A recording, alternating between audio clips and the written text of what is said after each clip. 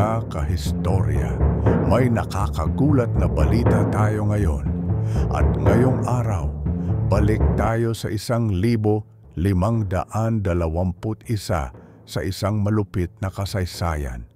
Si Lapu-Lapu, leader ng Mactan, ay haharapin ang mga Kastila na dumating sa kanyang isla.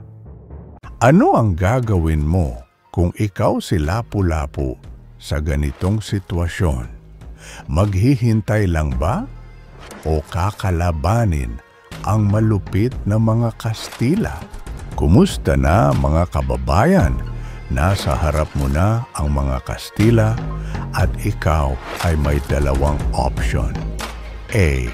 Magtago at magtulungan ang buong tribo.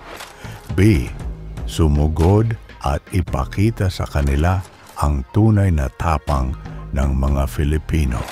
Huwag mong palampasin pagtutulungan ng mga Pilipino sa isang epic na labanan. Ang sagot, laban o takbo. Kailangan ba ng isang tunay na bayani? Oo nga pala, kung ikaw si Lapu-Lapu, anong gamit mo? Sword, shield, or TikTok moves lang muna? Comment below, like, share, at mag-subscribe na para sa mga historical twists na walang katulad.